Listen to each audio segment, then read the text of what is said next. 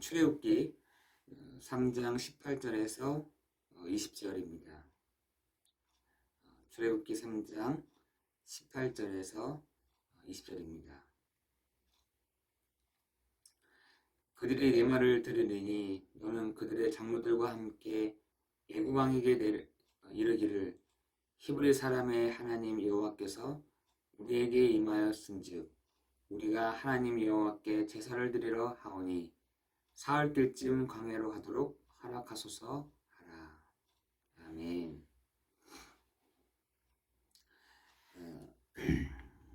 우리 성경에 보면은 하나님이 전도하시는 하나님도 전도하시는 이렇게 구절들이 나옵니다. 특별히 그 아담이 하나님을 떠났을 때에도 하나님이 아담을 부르시잖아요. 아담아, 네가 어디 있느냐? 이렇게 찾으십니다. 그때 아담이 그러죠. 내가 두려워하여 여기에 숨어 있나이다 라고 얘기합니다.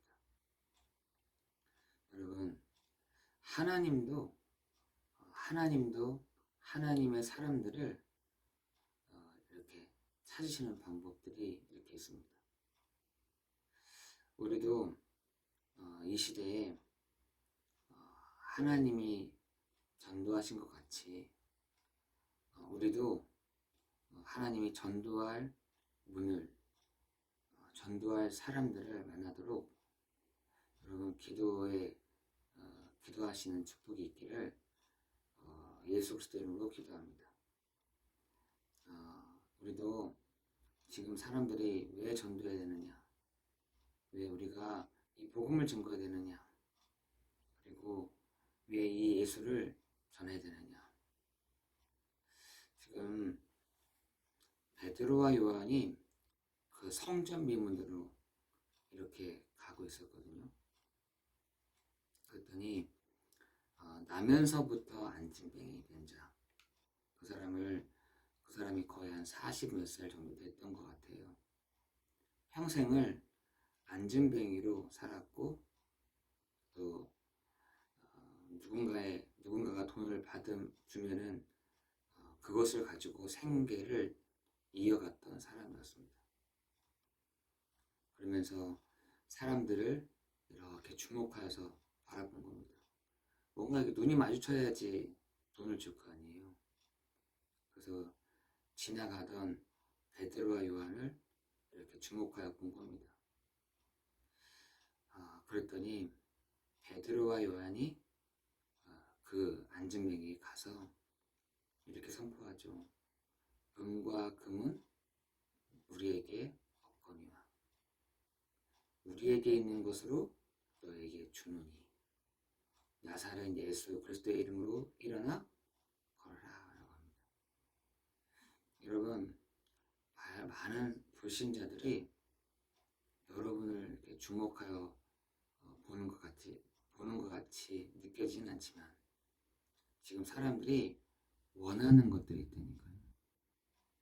그 상황과 환경과 때에 따라서 여러 부분 여러 모양으로 요구하는 것들이 있죠. 사실은 가장 필요한 것들을 줄 때 사실은 눈이 많이 열리더라고요. 근데 우리에게는 그것을 다 채워줄 수 있는 것들이 없지만 반드시 이 사람에게 줘야 되는 그 상대방들에게 줘야 되는 것이 있습니다. 너무 출애굽기 3장 18절 20절도 굉장히 엉뚱한 거거든요. 사실은 갑자기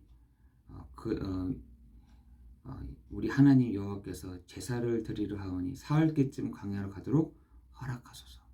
애굽 왕에게 막 이렇게 얘기합니다.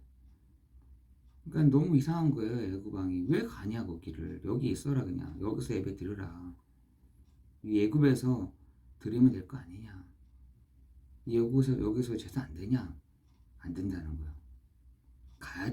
애굽에서 나가야 된다는 거예요. 나가서 거기서 제사를 드려야 됩니다. 하나님께 예배를 드려야 됩니다. 이렇게 얘기한 거죠. 그러니까 애굽 왕도 조금 이해가 안 된 거죠. 굳이 뭐 저를 가서 해야 되나? 굳이 뭐 그렇게까지 해야 되나? 하는 것이죠. 오늘 하나님이 전도하는 20방법 중에 하나가 바로 비대면 전도입니다. 우리는 계속해서 비대면 예배를 드리고 비대면 전도 이렇게 해왔었습니다.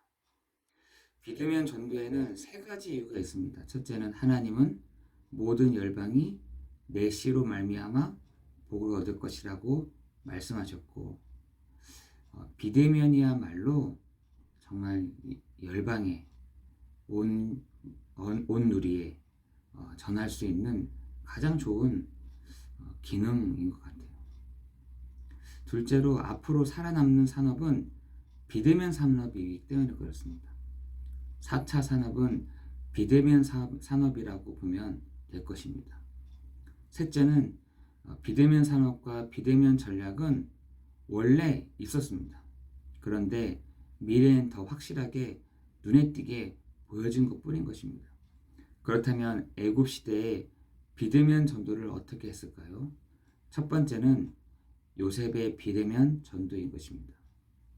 요셉은 많은 사람이 연결될 수 있는 권세 있는 사람들의 집에 노예로 갔습니다. 그리고 왕과 세계를 소통할 수 있는 장관들이 있는 감옥으로 갔죠. 이때 하나님이 만드신 사건으로 총리가 되고 전 세계에 쌀을 팔게 되고 이것을 통해서 성공했죠. 이게 바로 비대면 전략이었던 것입니다. 모세도 또한 비대면 전도를 했죠. 애굽에 일어난 10가지 기적, 전 세계 소문이 났습니다. 여러분, 소문이라고 하는 것은 비대면인 것 같아요. 모세도 이 10가지 기적이 일어났다는 것이 온 세계에 이렇게 증거가 된 것입니다. 그 위에 홍해를 건넜고 하나님의 목표는 홍해를 통해서 전 세계의 복음을 알리는 것이었습니다. 홍해를 건너는 것이 아니라 홍해를 통해서 하나님이 10가지 재앙이 문제가 아니라 10가지 재앙을 통하여 온 세상에 이 일들이 알려지게 된 것이죠. 여러분, 모세가 가는 곳마다 여러 가지 사건도 있었지만 그것을 해결했다는 것을 알고 그 가나안 족속들이 소문이 난 거예요. 야, 대단한 사람들이 온다 하더라. 야, 대단한 사람들이 온다고 하더라. 이렇게 얘기가 났던 것입니다. 하나님을 믿는 사람들이 온다고 하더라. 저 사람들이 홍해뿐만 아니라 요단도 건넌다 하더라. 이런 소문들이 쫙 퍼지게 된 것입니다. 그걸 어디서 볼 수 있냐? 그 여호수아와 갈렙이 그 정탐하러 가잖아요. 그때 난리가 난 거예요. 저 건너편에 저 수많은 사람들이 저기에 머물러 있더라. 저 사람들이 저기 어디 저 멀리서 왔는데 저들이 정말 몇몇 안 되는 거기서 요단도 또 요단 그 여리고성도 무너뜨린 자들이더라라고 소문했던 것입니다. 광야에서는 40년 동안 성막 중심으로 모든 것을 했습니다. 이 성막에는 하나님이 전 세계에 설명하시려는 귀중한 것들이 있었습니다. 이 모든 것은 세계 복음화와 관련이 있었다는 것이죠. 여러분, 여호수아와 갈렙과 라합 비대면 전도였죠. 요단을 건너고 여리고를 무너뜨리고 태양과 달을 멈추는 전무후무한 사건이 일어났던 것입니다. 이것이 다 세계화였습니다. 앞으로 산업이 살아남고 진짜 전도하려면 비대면 전략으로만 가능한 것입니다. 이때 참고해야 될 것이 혼자 겪게 되는 어려움은 비대면의 시작이고 현실적인 많은 문제는 비대면의 절대 조건입니다. 또 많은 갈등은 비대면을 향한 구체적인 갱신의 시간표이고 이것을 아는 사람은 사건을 두려워하지 않을 것입니다. 여러분, 오늘 애굽을 통한 비대면 전도, 여러분 오늘 여러분만의 전도의 은혜가, 전도의 축복이, 그리스도의 증거가 나타나는 시간 되기를 예수 그리스도의 이름으로 기도합니다. 여러분이 가는 현장 현장마다 하나님 사람을 찾아내고 제자를 만나고 현장에 가고 현장에 문 열고 하는 것이 중요한 것보다는 정말 내 마음과 내 생각이 내가 정말 한 영혼이라도, 저 가정이라도, 우리 가정만이라도 이 복음이 정말 증거되어야 될 텐데, 이 복음이 우리 가정에 임해야 될 텐데 하는 그 마음과 중심이 있다고 한다면 하나님은 그 많은 분들을 열어가실 줄을 믿습니다. 우리의 중심, 우리의 동기, 그게 참 중요한 것 같더라고요. 우리가 뭐 한 사람을 찾아가지고 내가 뒤에서 이렇게 했더니 이렇게 했다, 그것보다는 정말 이 모든 민족 가운데 정말 이 복음의 확산들이, 전도가 정말 이루어지는 은혜가 있기를 예수 그리스도 이름으로 기도합니다. 이제 베트남을 두고 저도 계속 기도하고 있잖아요. 그래서 어저께는 그 베트남에 사시는 분하고 카톡으로 비대면으로 얘기를 했어요. 그 전도사님이 그 호치민 시티에 사는데 제가 언제 갑니다. 혹시 언제가 시간이 되십니까? 또 언제 가능하십니까? 이런 시간을 맞추고 또 저한테 언제 들어오십니까? 또 제가 뭘 드려드립니까? 전화 통화하지 않아도 이렇게 비대면으로 이렇게 얘기를 하게 됐어요. 제가 궁금한 거예요. 전사님 언제부터 뭐 이렇게 준비하셨고 또 언제 이렇게 베트남을 놓고 베트남의 또 기도 제목이 뭡니까? 이렇게 막 쭉 물어보면서 이 한 분을 참 만난다라는 게 참 감사하다, 이런 생각이 좀 들더라고요. 그래서 그분에게 얘기했습니다. 전도사님, 저는 막 그런 거 없습니다.